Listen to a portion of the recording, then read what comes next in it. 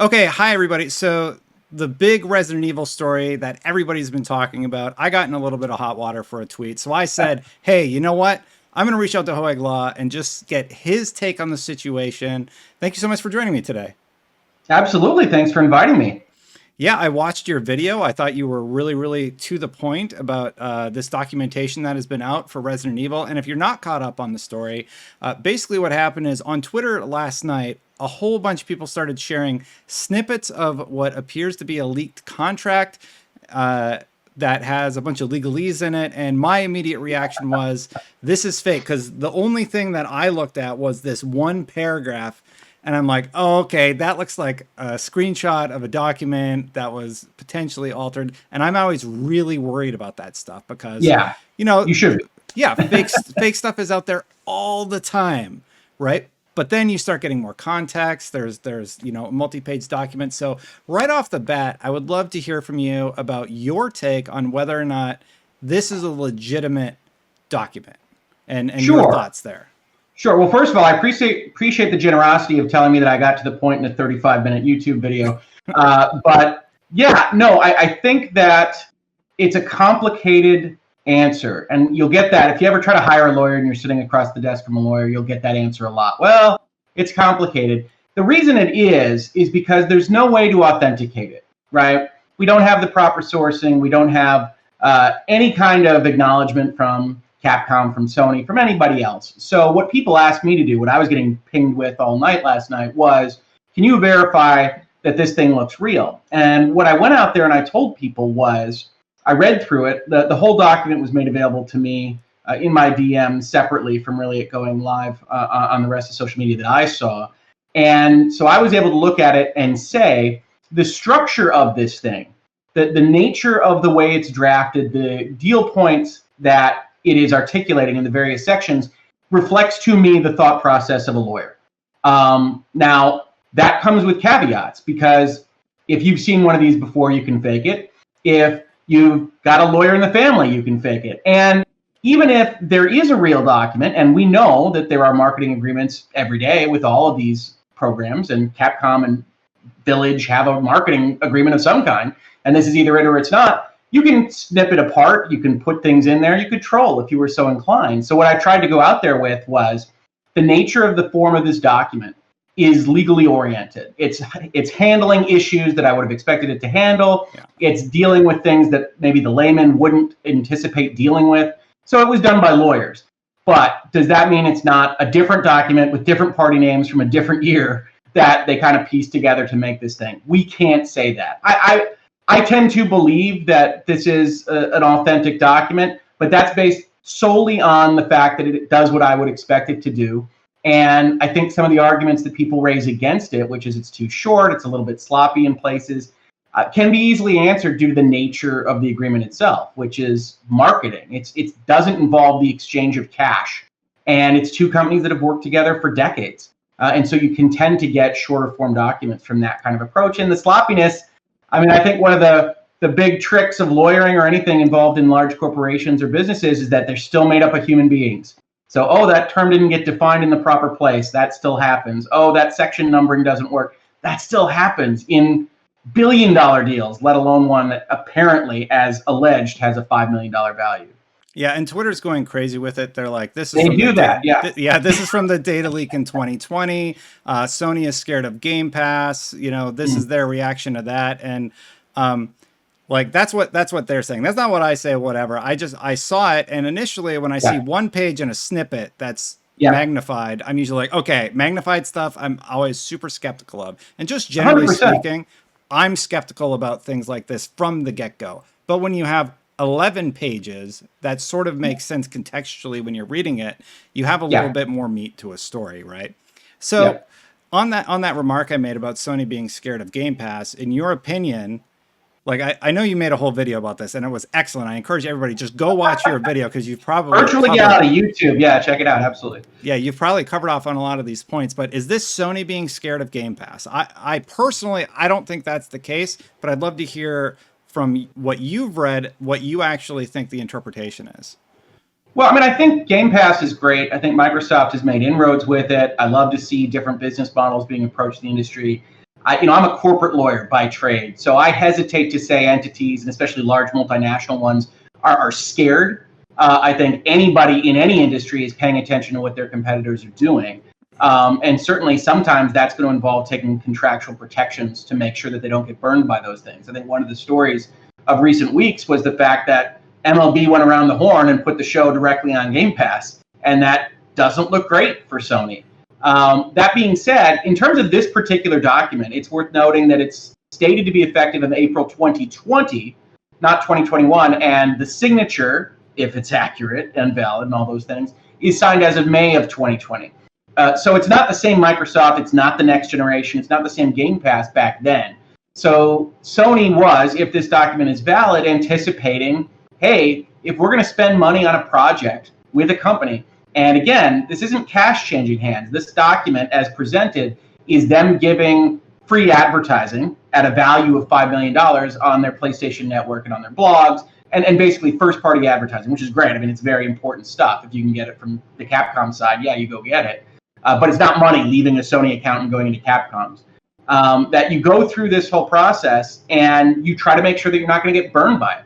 If you imagine the world in which they give all that advertising, they do all the promotion stuff, it's only available on PlayStation 5 for reviews and for whatever the E3 equivalent is in 2020 and 2021, and then yet Microsoft ponies up the dough to move it directly onto Game Pass, PlayStation's value and the Village's value on the PlayStation ecosystem is immediately reduced. So I wouldn't qualify Sony as being scared, but intelligent about protecting their investment in a deal like this one. You don't have to like it as a consumer. As I said in my video, hey, I have Game Pass. Would I love to get it quote unquote free? Yeah, sure, absolutely. But I also understand how this competition works, and I'm all in favor of two giant titans fighting it out for my dollar, because I think ultimately that lines up the best for all of us. You know what? That's awesome that you say that, because on my personal channel, it's what I'm constantly talking about. I'm like, you want these two companies competing with each other to get our dollar, because we win at the end of the day. And we've seen, like with Game Pass and the developers who have spoken about that, who they really like it. So it's working to developers' advantage, gamers' advantage, and Xbox's advantage currently. And I think you point out something really, really important. This was written in 2020. Game Pass is largely a last 6 months big topic on everybody's tongue, right? So that's a big leap, yeah. Yeah. So the console's launched in November, and I'd say from then until now, Game Pass is really, really showing its value, and everybody's sort of talking about it right now. But in 2020, when these alleged documents, I don't know how to phrase it properly. I say purported a lot, but it's pretty legalese. When the purported documents were allegedly signed in 2020, that was sort of before we were all talking about Game Pass. Yes, we talked about it, but it wasn't like MLB The Show coming there. So just timeline-wise, a couple months before Bethesda, right? I mean, that's one of those moves where you say, oh, okay, Game Pass is going to get these kinds of things. Xbox had been acquiring companies. You knew they were populating Game Pass with content. And Sony was, in my mind, very right to be aware of it and to look at it and say, we don't want to get burned by something like this. And the MLB situation, which a number of people brought up, is different because a third-party licensee clearly had certain rights that wouldn't be ordinary in a relationship of this type. And I don't have access to that agreement. I don't think anybody does. But it certainly appears the MLB was doing some stuff that Sony might not have approved of or liked. In order to maintain that licensee relationship. So, it's one of those situations where Game Pass was getting better, was getting bigger. Sony was aware of it, but it wasn't like it is today, where people are like 23 million subscribers, which is awesome. And Xbox is clearly, running the Game Pass show, and that's their method of trying to compete in the industry. I don't know that it was as evident to as large a body of people last year, even though I might have been talking about it. I don't have the reach on my little channel, but your channel's great. Don't sell yourself short. But it's to me, it's not about being scared. It's about being business savvy, and it makes a lot of sense to me. And the other thing I would say about this is you go and you look at this alleged document, and it says it's not going to be available on Game Pass for a year. Outside of the real outliers, like Outriders, just to try to make sentences that are difficult to say, most games aren't going to launch, AAA games aren't going to launch day and date on Game Pass unless Microsoft is just sending out crazy money. And so I really do think that when you look at a year-long prohibition on a business model like a subscription service like Game Pass, you should properly think about it as maybe a 6-month prohibition, maybe a 3-month prohibition. Historically, the games that are trying to be sold by publishers for their full asking price are moving to Game Pass a little later in their life cycle. So it's not a year that it's off of Game Pass. The show and Outriders are not the standard bearers yet for what appears on that service. So to me, it doesn't read as outrageous as Twitter likes to make it, as Twitter likes to make a lot of things. Yeah, and like you said, Outriders and MLB, those are sort of outliers. They're great outliers if you have Game Pass, right? For it. But I don't know that that's the norm yet, right? MLB, it really makes sense too, because they want more people playing their game and buying their game. I'm playing a baseball game, and I have never played a baseball game, and I made a really dumb looking character, and I'm having a blast, right? And that's exactly what they want. Yeah, that's exactly what they wanted, and that's why they made this play. So one of the other claims, though, and this is the most incendiary, like a 1-year exclusivity deal. I think every gamer in the world has heard of that before. We're all very familiar of that. Like, okay, we have 1 year of exclusivity, and then it can come to another platform. So when you said that, I'm like, yeah, okay, that makes total sense.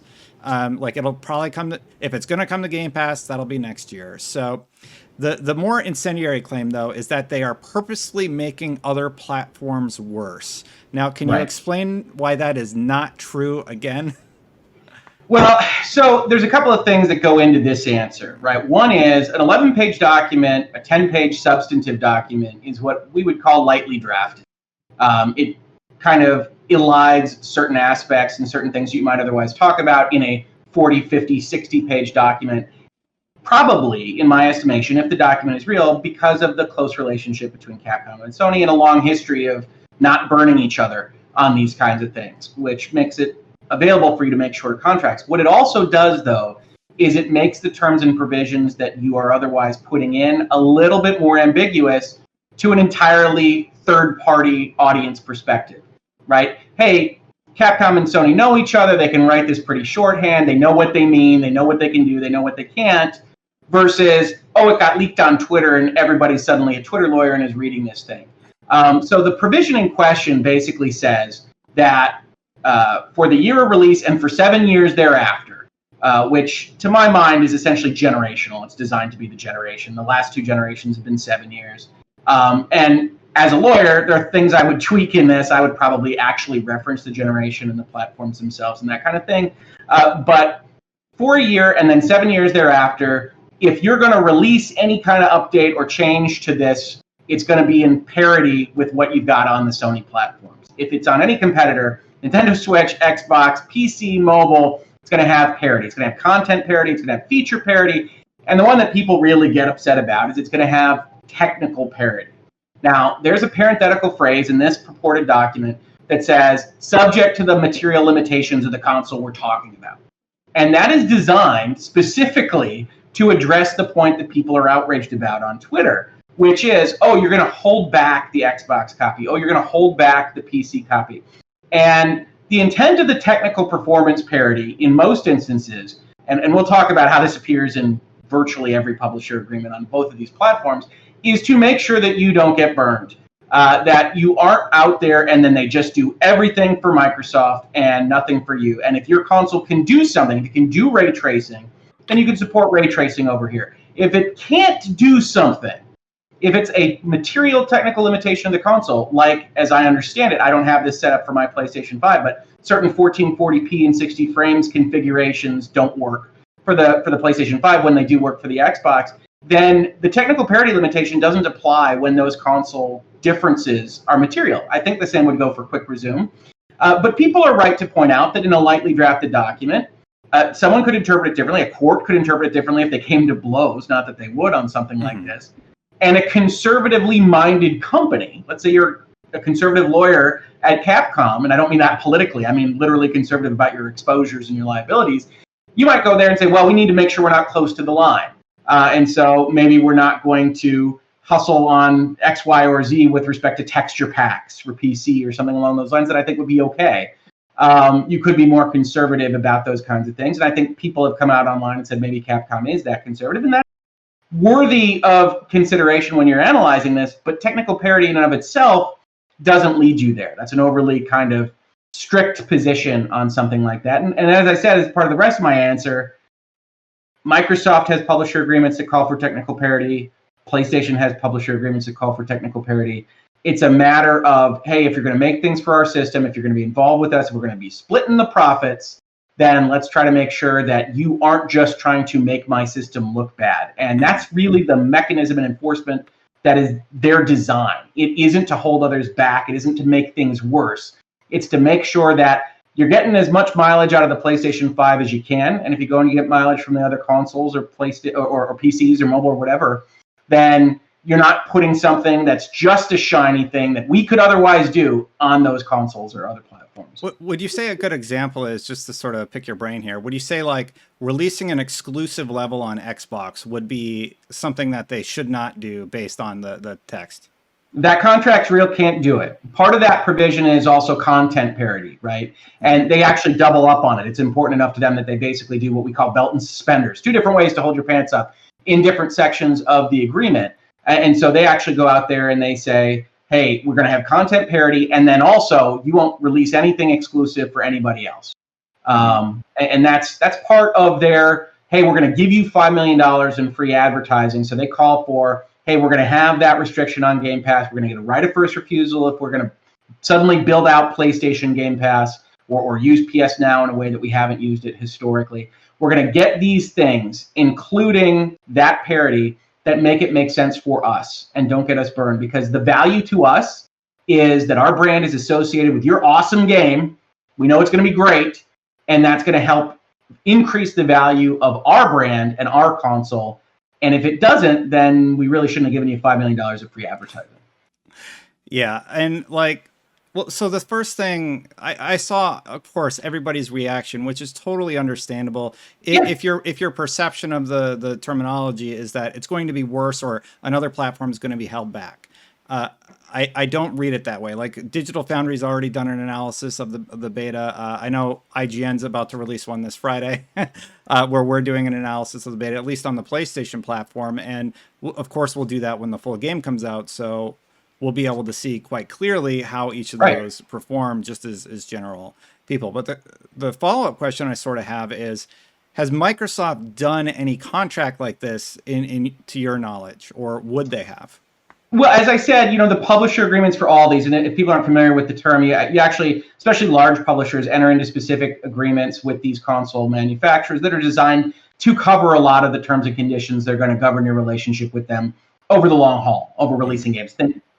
Publishers like Electronic Arts, Activision, they enter into these contracts that all those things are specified. In fact, if you go and you look at the alleged document we're talking about today, they actually reference a global publishing license agreement as part of that document. It's one of the reasons it can be so short, is because you can incorporate some of the more miscellaneous terms from a longer document and just have them apply. But Microsoft does this. I think there was a story a few years back about how they had a much more specific parity clause designed around indie game release dates. And so, I mean, it's competition. It's 2 companies that are trying to manage as best they can the resources that they have to make their console look the best. And sometimes that's not particularly consumer friendly. I don't think the buyout of Tomb Raider by Microsoft was particularly consumer friendly when they did it. But you are trying to hustle. And I think right now, actually, the structure of Game Pass is a different model than the pure walled garden of PlayStation. It is pretty good for consumers. You got 2 different methodologies and philosophies. And that has, I think, a really good chance of just resulting in a lot of good stuff like MLB The Show on Game Pass and other things. I would expect PlayStation to have some fireworks relatively soon, because they haven't quite been matching those fireworks from Microsoft over the past couple of months. Yeah, I feel like they've been playing their cards close to the chest, and they have something coming, right? Like, they're not just going to keep being quiet. Yeah, I had one more question for you, but I think I just lost it. It was just sort of a follow-up to what you said. But basically, so this document, you're looking over it. Was anything like, to you as a lawyer looking over this, were you like, oh, wow, I can't believe they're doing that? Or was it pretty normal? No, it was well within the realm of reason. The things that even caught me off guard a little bit, there are things that, like, the term isn't fully stated in a certain couple of sections, term meaning the length of an obligation or of the contract. and certain things where I look at it, and I'm a lawyer by trade. Mm-hmm. And so, I look at this, I would tweak this a little bit. I would make a few red line changes. I would do a few things. But no, in terms of scope and structure, it was basically exactly what you would expect. And it's not a terribly inconvenient deal for either party. I mean, I think that's the other thing I've tried to express to folks on social media, which is, oh, why would Capcom give up all this stuff for only advertising on PlayStation Network, this kind of thing? And I say, well, if you look at it, and you look at the technical parity clause, for instance, which so many people are upset about, or the Game Pass clause, which, hey, I don't think they were going to bring this game to Game Pass day one. So when you're evaluating this and you're Capcom, you look at it and say, wait, they're willing to give me $5 million in free advertising, comes right off my budget line for, I don't have to be exclusive to them, can still sell it on Microsoft, can still sell it on PC. They get 14 days of exclusivity on DLC. I wasn't going to bring it to Game Pass, and I really don't think the parity clauses are going to keep my game back. Yes, sir, I'll take your $5 million. Yeah. And on the Sony side, it's $5 million in advertising. You don't ever know exactly whether or not they're selling through all that advertising, whether or not they have that availability already. I mean, I think if anybody's going to get burned by this, it's that Village comes out shortly after Returnal. So Returnal was probably going to get that space on the store if Sony wasn't otherwise giving it away. But yeah. I look at that deal and say there's no money changing hands, very limited risk, no exposure, two companies that like each other and have worked together forever. And yeah, sure, I could contract that in 10 pages. Absolutely. Yeah, I agree. When I saw this story, I was skeptical, and then obviously I took a little bit of heat for my flip it comment on Twitter. So I'm just like, I don't work in a news department. I don't work on news, right? That is a whole department at IGN for the people who know me from IGN. You dug into this right away. You're a lawyer. So I'm like, I'm an idiot when it comes to this stuff. I want to talk to people who are going to do the digging in, or let the people at IGN do the digging in who it's their job to do that, and they will. Yeah. And let people like you speak to the actual topic. So just if you're watching this, I do apologize for sort of stepping in it, but I also don't think it's like, I'm not going to do the best job. People like, Richard here are going to do the best job, and, HoegLaw will do a much, much better job than I will. Well, let me defend you, because I think you should always take anonymously sourced anything with a grain of salt, whether it's reported on IGN or otherwise. So I think you always want to have a certain amount of skepticism, and I will tell you before I saw the full form, as I said at the top of this video, hey, it didn't look like anything to me. I said, take this with a grain of salt. I don't know what this is. And then, I saw the document. I said, okay, that looks like something that I can understand. Yeah, for sure. Where can people best find your stuff? Like, I know they can look up HoegLaw, but maybe you have a more direct link you prefer. Absolutely. Well, so you can check out the firm if you're just interested in my legal background at HoegLaw.com. I'm also on Twitter at HoegLaw. All these spellings are the same, HoegLaw. And then I think I'm best known at this point for talking about the business and law of video games and pop culture on YouTube, youtube.com/HoegLaw. And most specifically, my show, Virtual Legality, which talks about those issues and more. Sony has been very nice to Virtual Legality episode content for the last week or so. So we'll hopefully cover some other companies, but it's been a good time, and we'll be hitting Epic versus Apple pretty hard next month. Great. Yeah, I'll definitely be sure to put that in the description, and hopefully have like the little icons pop up for our channels. If you like this sort of stuff, this is definitely not a normal episode that I do. I really needed an expert to speak to these topics. So thank you so much for making the time this evening. And yeah, that's it for this one. If you want to check out more of my stuff, be sure to hit that subscribe button. If you want to check out his stuff, hit his subscribe button, and I'll see you for the next one. Bye, everybody.